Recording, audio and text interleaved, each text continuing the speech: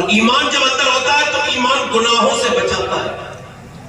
یعنی حضور فرماتے ہیں مومن پر گناہ ایسا ہے کہ جیسے اس کے اوپر پہاڑ ہے، کوئی سخت بھاری چیز ہے، اور منافق پر ایسا ہے گناہ کہ جیسے اس کے کاندھے پر کوئی جو مکھی بیٹھی تھی، کوئی ہلکی سی چیز تھی، اس نے اس کو جھاڑ دیا. حضرت سیدنا ابو ہریرہ محدث ہیں، صحابی ہیں، آپ انہیں جانتے نہیں کہ جانتے ہیں.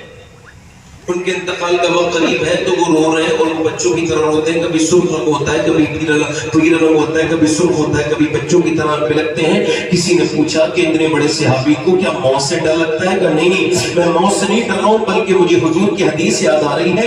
اللہ کے رسول فرماتے ہیں جب بندہ مرتا ہے تو مرنے سے پہلے اس کو یہ بتا دیا جاتا ہے کہ تو جنت میں جا رہا ہے یا جہنم میں جا رہا ہے. تو میں اپنے رب کی بارگاہ میں عرض کر رہا ہوں، مالک ابو ہریرہ بہت گنہگار ہے اور اس کی موت کا وقت قریب ہے. اے مالک اس کے گناہوں کو معاف کر دینا اور اس کو جنت کی بشارت دینا، اس کو جہنم سے بچا لینا میرے مالک، کیونکہ یہ موت کا بالکل وقت قریب ہے. اگر تو نے اس وقت ابو ہریرہ پہ کرم نہ کیا تو ابو ہریرہ برباد ہو جائے گا.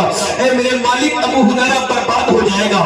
ذرا توجہ تو کریں، اتنے بڑے صحابی کو اتنی فکر ہے اور ہم کو تو بالکل بھی کوئی فکر نہیں ہے. ہم تو بالکل جو ہے وہ خوف خدا سے بالکل جو ہے وہ اپنے ہاتھ دھو بیٹھے، بالکل دور ہو گئے اللہ کے خوف سے.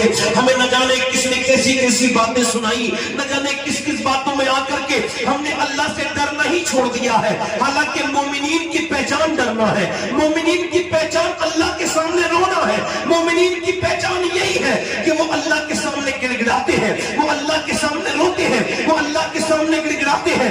آج یہ بس مسلمانوں سے اٹھتا چلا جا رہا ہے. میری بات پہ غور کیجئے. حضرت سیدنا امام حسن بصری رضی اللہ تعالیٰ عنہ، اچھا یہ حضرت مولا علی کے خلیفہ بھی ہے، مرید بھی ہے. یہ جو ہے نا، انہوں نے سیدہ ام سلمہ کا دودھ پیا ہے، ام المومنین کا. اور یہ بیان کرتے ہیں کہ ان کا ایک حافظ تھا، ان کا مرید بہترین حافظ، پکا ٹنٹن قاری حافظ. وہ ایک دن ان کے پاس آیا اور آ کے بولا حضور میں برباد ہو گیا، میں کہیں کا نہیں بچا. کہا کیا ہو گیا؟ کہا حضور کل ایک لڑکی کا پیچھا کر رہا تھا تو اس کے پیچھے چلتے چلتے اس نے مجھ کو پلٹ کے دیکھا اور کہا تجھ کو شرم نہیں آتی؟ ایک تو تو مسلمان، دوسرا حافظ قرآن، پھر بھی ایک مسلمان لڑکی کا پیچھا کرتا ہے، تجھ کو شرم نہیں آتی؟ کہتے اس کے الفاظ میرے سینے میں بالکل نشتر کی طرح چپ گئے اور پھر میری آنکھوں میں آنسو آئے. اور اس وقت سے لے کے اب تک میں قرآن پڑھنا چاہتا ہوں تو مجھے قرآن یاد نہیں رہتا، میرا قرآن میرے سینے سے نکل گیا. حضور ابھی صرف قرآن نکلا ہے، کہیں ایسا نہ ہو میرا ایمان بھی نکل جائے، میرا اللہ مجھ سے ناراض ہے. آپ دعا کر دیں. حضرت حسن بصری نے دونوں ہاتھ اٹھا کے دعائیں کی، اللہ کا فضل ہوا، اس کو قرآن واپس مل گیا. مگر آج نہ تو کوئی ایسا پیر ہمیں نظر آتا ہے بظاہر، نہ ایسے مرید نظر آتے ہیں جن کو اپنے ایمان کی اتنی پرواہ ہو. اللہ اکبر. حضرت سیدنا جنید بغدادی اپنے ایک قریبی آدمی کی موت کے وقت بیٹھے ہیں اور اس کے سامنے آپ قرآن پڑھ رہے ہیں. اس نے کہا قرآن پڑھنا بند کر دو، مجھے قرآن سے نفرت ہے. آپ نے پھر سورہ یاسین پڑھا، اس نے قرآن سے نفرت کہہ دیا. پھر آپ نے کہا کہ کلمہ شریف پڑھ، اس نے کہا کلمے سے نفرت، قرآن سے نفرت، اسلام سے نفرت، ان سب چیزوں سے مجھے نفرت ہے. وہ مر گیا انہی گھٹیا الفاظ کے ساتھ. 40 دن کے بعد خواب میں حضرت جنید نے اس کو دیکھا اور پوچھا تجھے جہنم میں کون سی چیزیں لے گئیں؟ اسے جہنم میں فرشتے گھسیٹ کے لے کے جا رہے تھے. اس کے جبڑے میں انکڑی پڑی تھی جس کے ساتھ گھسیٹتے ہوئے اس کو جہنم میں لے کے جا رہے تھے. کہا تو کیسے برباد ہو گیا؟ کہا حضور میں 2 گناہ کرتا تھا چھپ کر، 2 گناہوں کی وجہ سے میرا ایمان چھن گیا. پہلا گناہ میرا یہ تھا کہ میں اپنے دوستوں کے ساتھ شراب پی لیا کرتا تھا اور میں اپنے دوستوں کے ساتھ شراب پیتا تھا. میرا دوسرا گناہ یہ تھا کہ میری نگاہیں پاک نہیں تھی، میں بدنگاہی کرتا تھا، دوسروں کی لڑکیوں کو بری نظر سے دیکھتا تھا.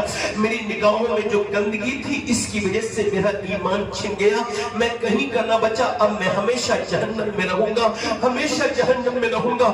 میری ہچکی جب آئی تو میرا ایمان چھین لیا گیا. اب خدا نہ کرے دوستوں، میرے بھائیوں، میں آپ سے پوچھتا ہوں، آپ کی ڈیٹا فری، آپ کی جی بی فری، آپ کا موبائل فری، یہ جو آپ نے انسٹاگرام پر گندی تصویریں دیکھی تھی کیا یہ بھی فری تھی؟ کیا آپ نے یہ جو لمبی لمبی ویڈیو دیکھی، گندی تصویریں دیکھی، اپنے آپ کو برباد کر لیا نوجوانوں، کیا یہ بھی فری ہے؟ خدا نہ کرے کہ مرتے وقت ایمان چھن جائے، خدا نہ کرے کہ اللہ ناراض ہو جائے. کیا سمجھتے ہو کہ اللہ تم کو دیکھ نہیں رہا؟ بالکل دیکھ رہا ہے. آج نوجوان بالکل برباد ہوتے چلے جا رہے ہیں. ان کو का मोबाइल इनको बर्बादी की तरफ जा रहा, लेके जा रहा है। इनकी बिल्कुल तन्हाइयां बर्बाद हो गई, इनके पास कुछ बचा नहीं, ये बिल्कुल इन्हें मोबाइल ने खा लिया। यहूदियों की साजिश में गिरफ्तार हो गए ये मुसलमान। अब तो इतने बेकार है मुसलमान कि न इनकी जलवत अच्छी, न इनकी खलवत अच्छी, न इनके लहजे अच्छे, न इनकी तरकीबें अच्छी। अब तो इनके स्टेटस भी देखो, स्टेटस का मतलब होता है हालात। और मोबाइल पे जो स्टेटस लगे हुए हैं, फेसबुक पर जो स्टेटस लगे हुए हैं, आपके इंस्टाग्राम पर जो स्टोरियां लगी है इंस्टाग्राम पर, और जो व्हाट्सएप पर स्टेटस है, वो बताते हैं कि लड़के कितने बिगड़ गए हैं। इनके मोबाइलों पे लगे हुए स्टेटस ये बताते हैं कि हमारी कौम के नौजवान बर्बाद होते चले जा रहे हैं। इनके पास कुछ नहीं बचा है। अल्लाह ना करे कि अल्लाह नाराज हो जाए तो फिर क्या होगा। तुमने अपनी जवानियों को क्यों बर्बाद कर लिया? तुमने अपनी जवानी बम्बई के हीरो की तरह गुजारी। ये जवानी तेरी फिर दूसरी मर्तबा वापस नहीं आएगी, मगर तेरे ये गुनाह बाकी रहेंगे मेरे नौजवान। अगर तुझे जवानी ही बिगानी थी तो बम्बई के हीरो की नकल ना करता,